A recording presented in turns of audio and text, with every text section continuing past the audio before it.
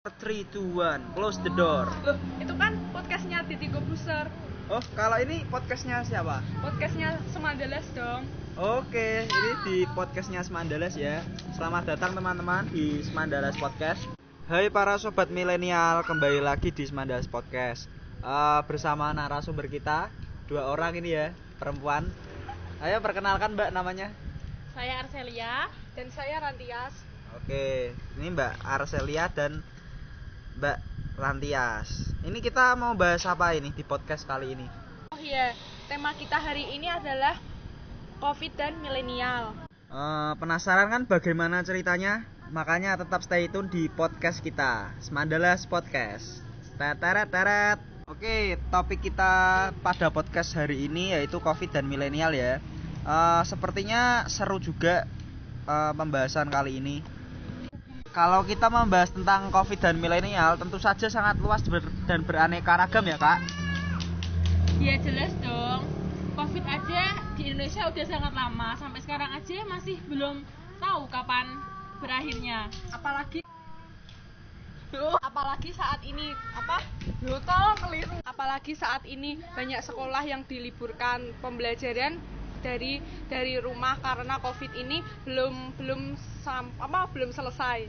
Oke, begitu penjelasan dari Mbak Arselia dan Mbak Rantias. Sekarang saya akan bertanya, apa itu COVID?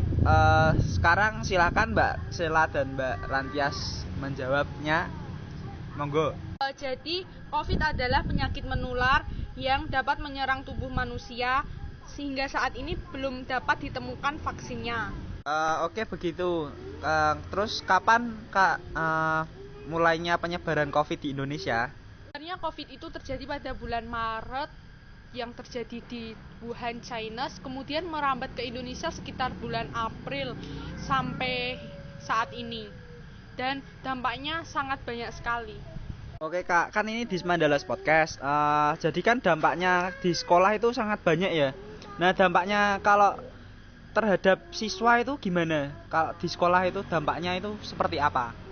Dampak dari COVID itu sangat banyak sekali. Di sekolah ya kak? Baik, di sekolah dilihat dari sekarang banyak sekali sekolah yang diliburkan karena takut terjadi kerumunan yang mengakibatkan penularan COVID. Iya, betul sekali Mbak Arselia. Apalagi setelah kita ada pengumuman libur 2 minggu, awal-awal corona itu, ya kita libur 2 minggu, tapi lebih 7 bulan. Dampaknya sangat menyedihkan sekali. Apalagi kita belajar dari rumah, daring, tidak bisa mengukir cerita-cerita di sekolah, dan lain-lain. Sangat sedih. Kalau itu kan di dampak bagi sekolah, di siswa ya kak. Kalau terhadap lingkungan sekitarnya kakak Sela dan kak Rantias gimana?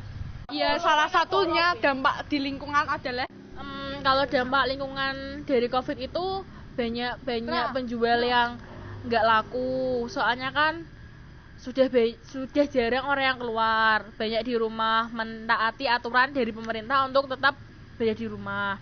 Mungkin Mbak Tias ada dampak lain selain pedagang yang tidak laku? Dampak di lingkungan misalnya seperti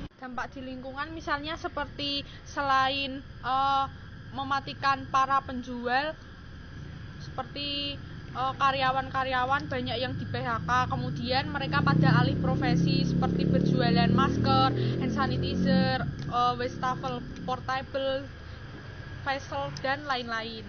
Dampak COVID itu sangat berpengaruh sekali ya kak di bidang perekonomian itu sangat parah sekali ya. Emang sampai mematikan perekonomian para pedagang hingga beralih usaha ya.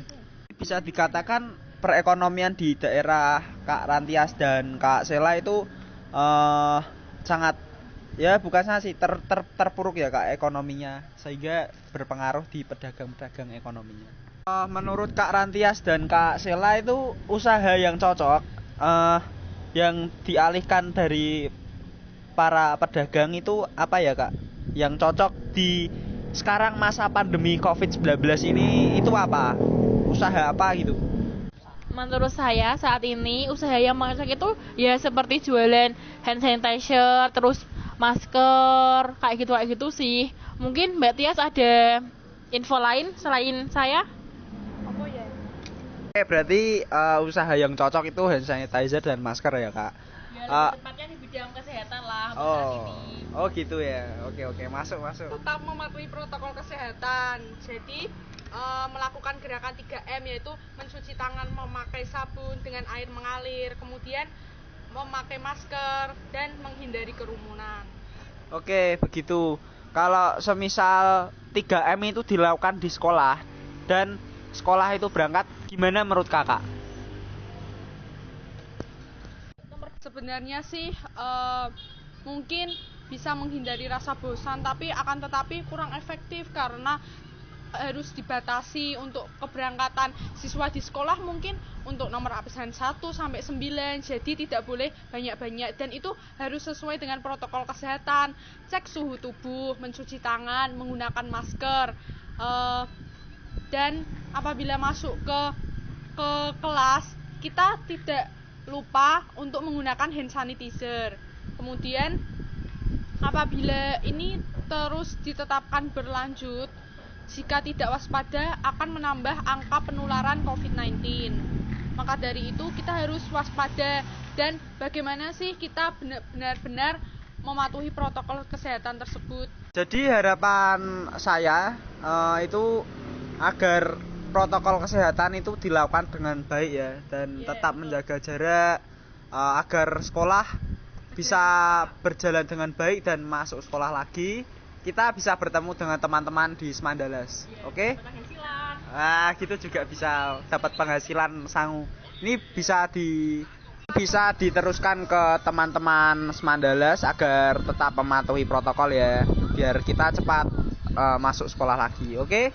Sebelum saya akhiri podcast ini hari ini ya, Semandales Podcast, semoga podcast ini menjadi inspirasi dan menambah wawasan terhadap kita semua, para sobat milenial Semandales. Oke, saya ucapkan terima kasih. Yuk Mbak Rantias dan Mbak Sela. Akhir kata saya ucapkan dari kami, bila ada salah kata mohon dimaafkan, semoga bermanfaat. Sampai jumpa di podcast selanjutnya. Oke, see you guys.